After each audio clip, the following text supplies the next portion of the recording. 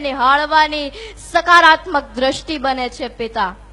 ઠેલણ ગાડીથી મંગળ દીવડા સુધીની સફરમાં જરૂર પડતા તમામ દુન્વયી અનુભવોને પોતાની મીઠાશમાં ઘોળીને પીવડાવે છે પિતા।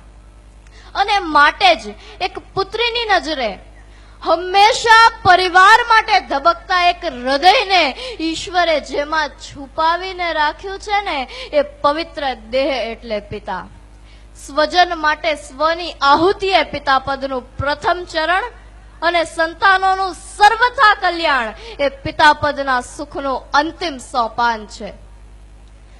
પિતાને હંમેશા હોડીમાં સઢ, ઘરમાં મોભ કે ઇમારતનો પાયો જેવી દ્રઢ અને કઠોર ઉપમાઓ જપાય છે।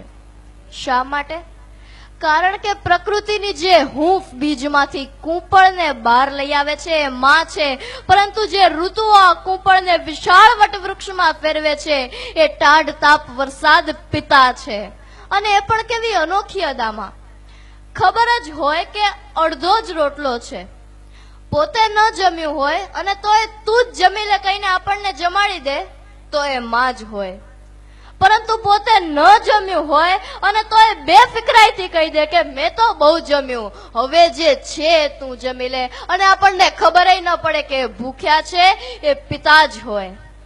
આવા સમયે પિતા જાણે કે કોઈને ખબર નથી પડી, પરંતુ એક વ્યક્તિ છે જે આ સંવેદનાને, આ ભાવને પણ ચૂપકીદીથી પકડી લે છે, એ પુત્રી જ હોય। પિતાનો આ ભાવ એ શ્રીફળના કોચલા સમાન છે। એ સખત બનીને પરિવારને આવૃત રાખે છે, ત્યારે એમાં બીજ પાકે છે, ત્યારે એમાં મીઠું પાણી અને બીજ સુરક્ષિત રહી શકે છે। કદાચ આ સત્યને સંસારમાં પ્રત્યક્ષ મૂકવા જ પરમાત્માએ શ્રીફળને સદાશિવ શંકરની જેમ 3 આંખ આપી હશે। અને કરુણતા તો જુઓ કે આ જ શ્રીફળ જાનનું પૈડું સિંચાય છે ત્યારે 2 કટકા થઈ જાય છે। લોકો તો ઉઘલતી જાનમાં માલે છે, પણ શ્રીફળનું શું? આ સૃષ્ટિના સર્જનહારને આપણે પરમ પિતા પરમાત્મા કહીએ છીએ। મૃત્યુ પછી સ્વર્ગ આપે તે પરમાત્મા, પરંતુ પૃથ્વી પર જ સ્વર્ગ રચી દે તે માં।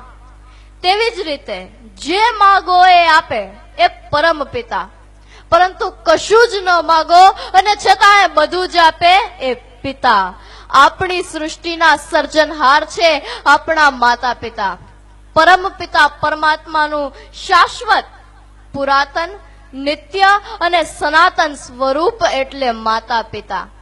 અને આવા માતા પિતાની રતન જળેલી ઘડુલી એટલે દુહિતા, જેના માટે એવો ક્ષણ, એવો અવસર આવે જ છે કે જ્યારે ઘડુલી નૌકા બનવા આવે, હલેસા એના સઢ બનતા જાય, સઢ સુકાની થવા જાય, ઓતરાદા વાયરા પુરવાઈ બનતા જાય, માળામાં કલકલતું પંખી ડાળ પર આવે અને નજરું ગગન પંથે જાય, એ સમયે પિતાનું હૃદય ચૂર ચૂર થાય કે આ કઈ ઘડી આવી।